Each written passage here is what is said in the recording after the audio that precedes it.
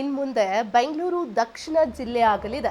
ತೀವ್ರ ವಿವಾದದ ನಡುವೆ ರಾಮನಗರ ಜಿಲ್ಲೆಯ ಹೆಸರನ್ನ ಬದಲು ಮಾಡ್ತಾ ಇರುವಂತದ್ದು. ಜಿಲ್ಲಾ ಕೇಂದ್ರವಾಗಿ ರಾಮನಗರ ಜಿಲ್ಲೆ ಮುಂದುವರಿಕೆ ಆಗ್ತಾ ಇದೆ.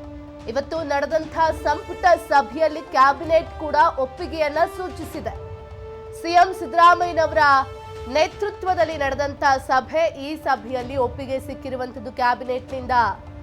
ರಾಮನಗರದ ಹೆಸರು ಬದಲಾವಣೆಗೆ ಡಿಕೆಶಿ ಪಟ್ಟು ಹಿಡಿದಿದ್ದಾರೆ.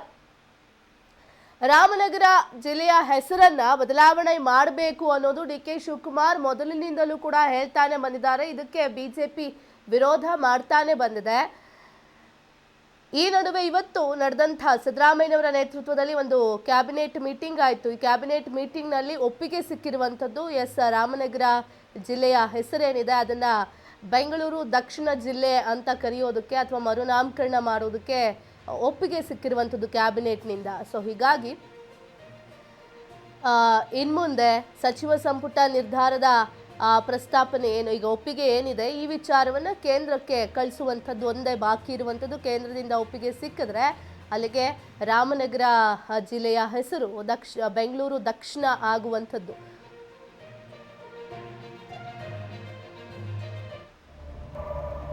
ರಾಮನಗರ ಬೆಂಗಳೂರಿಗೆ ಹೊಂದ್ಕೊಂಡಿರುವಂತ ಏರಿಯಾ.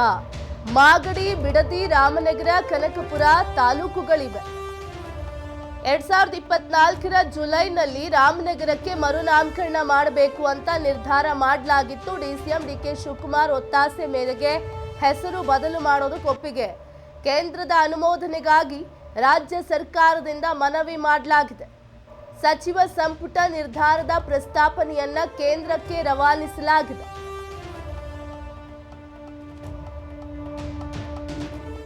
ಡಿಕೆ ಶಿವಕುಮಾರ್ ಅವರ ಒಂದು ಬಹುದೊಡ್ಡ ಆಸೆ ಇದು. ರಾಮನಗರ ಜಿಲ್ಲೆಯ ಹೆಸರನ್ನ ಬದಲಾವಣೆ ಮಾಡಬೇಕು, ಬೆಂಗಳೂರು ದಕ್ಷಿಣ ಅಂತ ಕರಿಬೇಕು ಅಂತ. ಈಗ ಹೆಂಗೆ ಬೆಂಗಳೂರು ಸೆಂಟ್ರಲ್ ಇದೆ, ಬೆಂಗಳೂರು ನಾರ್ತ್, ಬೆಂಗಳೂರು ಈಸ್ಟ್, ಈ ರೀತಿಯಾಗಿ ಇದು ಬೆಂಗಳೂರು ದಕ್ಷಿಣ ಅಂತ ಮಾಡಬೇಕು ಅನ್ನೋ ಒಂದು ಆಸೆಯನ್ನ ಡಿಕೆ ಶಿವಕುಮಾರ್ ಪದೇ ಪದೇ ಹೇಳ್ತಾನೆ ಬಂದಿದ್ದಾರೆ. 2024ರ ಜುಲೈನಲ್ಲಿ ರಾಮನಗರಕ್ಕೆ ಮರುನಾಮಕರಣ ಮಾಡಬೇಕು ಅಂತ ನಿರ್ಧರಿಸಿದ್ರು.